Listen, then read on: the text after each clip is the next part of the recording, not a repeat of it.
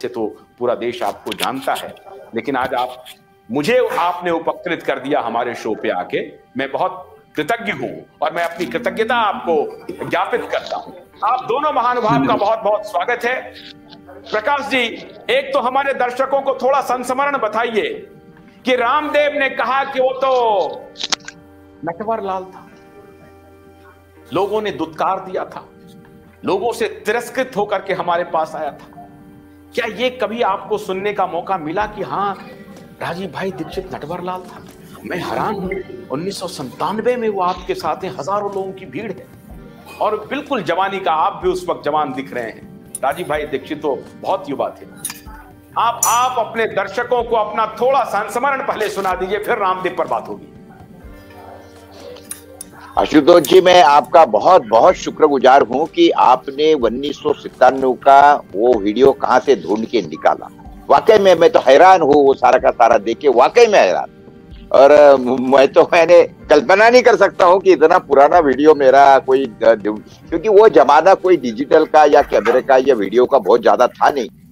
लेकिन उसके बावजूद भी किसने पता नहीं वो वीडियो शूट किया, कैसा रहा, और उसके बाद में वो अभी मिला। मेरे लिए तो ये लाखों करोड़ों रुपए की पूंजी रही है, आपने मुझे दी है। मैं उसके लिए एक तो शुक्रगुजार हूं आपका। मैं आपको उसके बाद में ये याद दिलाना चाहता हूं कि देखिए, वो जमाना ऐसा था कि 1997 में ऐसा था। वैसे 1990 में मैंने ये अखबार का काम, मेरा देशोन्नति का मैंने संभाला था।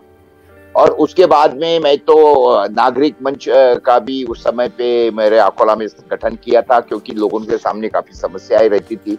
और हमारा हमेशा सिलसिला रहा कि जो लोग भी कोई क्रांतिकारी है, कोई अच्छा काम करते हैं, देश हित के लिए काम करते हैं, ऐसे लोगों के लिए हम हमारा मंच हमेशा साझा करते थे, उनके लिए अपॉर्चुनिटी हम देते थे। देशोन्नति के माध्यम से भी हम उन लोगों को पब्लिक के सामने लाते थे।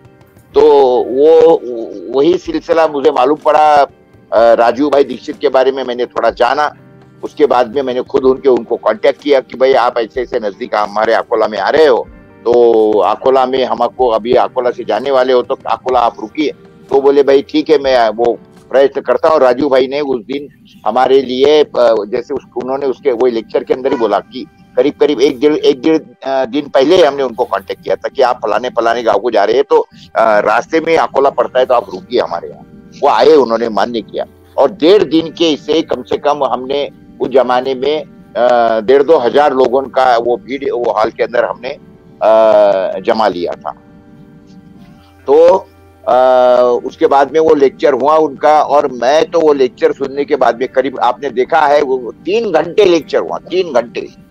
और एक आदमी नहीं उठा, हॉल खचाखच भरा था। और वो 3 दिन का जो पहला लेक्चर राजू भाई का हुआ, उसके बाद में मैं राजू भाई का दीवाना हो गया। मतलब मैं भी उसके बाद में राजू भाई के साथ में हयात, जब तक कि वो जिंदा थे तब तक के मैं जुड़ा रहा। और ये परिस्थिति थी कि राजू भाई का 2-3 महीने में कभी अकोला में आना ही होता था हमेशा, या बुला लेते थे। राजू भाई का हमेशा जो निवास होता था वो मेरे ही घर में होता था। 2-2, 4-4 दिन हम आजू बाजू में घूमते थे, लेक्चर देना, आजू बाजू में रात को मेरे घर को सोना, मेरे मिसेस के साथ में। तो उनकी बहुत ज्यादा ये थी, मेरे मिसेस को वो बहुत ज्यादा पसंद थे। उनको हमेशा मेरी मिसेस ये भी बोलती थी कि राजू भाई आप इतना काम करते हो, लेकिन इस देश के लोगों को कदर नहीं है वगैरह, वो काफी चर्चाएं निकलती थी। लेकिन उसके बाद और मैं आपको ये भी बोलता हूँ, जमाने में मैं बहुत छोटे से घर में रहते था। मेरा जो निजी निवास था उस समय पे, वो 650 स्क्वायर फीट का मात्र था। उसमें एक बेडरूम थी, और उसके बाद में एक हमारी क्या बोलते उसको, ये हमारा जिसको बोलेंगे ना, ड्राइंग हॉल था छोटा सा। तो राजू भाई आके, उनके 2-3 दोस्त तो हमेशा उनके साथ में, कार्यकर्ता साथ में रहते थे। तो 2-3-4 लोग नीचे जमीन पे सो जाते थे मेरे यहाँ पे, क्योंकि उस समय पे मैं कुटुंब से मेरे नवाई विभक्त तो हुआ था हमारे बड़े फैमिली में से, क्योंकि ये उस समय की मांग थी। क्योंकि मेरा अखबार का जो दफ्तर था वो नीचे मेरे बिल्डिंग में था, और वो मेरे लिए डे नाइट काम करने का वो समय था। तो मैंने क्या किया, मैंने फादर को रिक्वेस्ट किया, मतलब फादर अपने यहाँ ऊपर ही एक ये है, 2-3 कमरे हैं, मैं उसी में शिफ्ट हो जाता हूँ। फादर ने पहले तो मना कर दिया, फिर बोले भाई ठीक है तुम्हारे लिए कन्वीनियंट हो तो वहाँ शिफ्ट हो जाओ। तो मैं वहाँ शिफ्ट हो गया था। तो वो 650-700 स्क्वायर फुट का मकान था। उस समय पे बच्चा तो हमारा दो ही बच्चे थे, छोटे थे, तो वो वही हमारे साथ में सोया करते थे। तो वो हॉल में आके, हमारे ड्राइंग रूम में आके राजू भाई दीक्षित और उनके मित्र 8-8 दिन रुकते थे, वो हमारे यहाँ खाना खाते थे, सारी बातें उसी समय पे होती थी। और मुझे वो दिन याद है, मुझे वो दिन याद है, जैसा आपने जिसका जिक्र किया कि रामदेव बाबा वगैरह का। भाई रामदेव वगैरह तो उस समय पैदा है, कहने का मतलब वो तो कुछ लोग जानते भी नहीं थे, मालूम भी नहीं रहता था। लेकिन उसके बाद में काफी रामदेव बाबा चर्चा में आए थे। और उसके बाद में एक दिन मेरे पास में आके राजू भाई बोलने लगे कि ऐसा ऐसा हुआ है और वो रामदेव जी मुझे बुला रहे हैं। तो मैंने भी उनको बोला, मैंने बोला यार छोड़ो, मैंने देखा हुआ क्या वो समस्या दिमाग में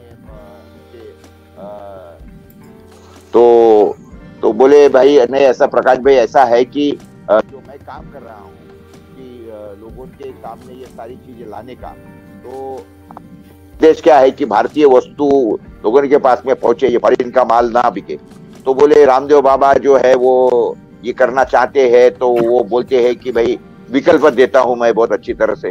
तो मैंने बोला भाई देखिए, मुझे तो ये बात कोई जच नहीं रही है, तो वो कोई मतलब निकलेगा नहीं ये इससे, और ये कुछ पॉसिबल होगा नहीं।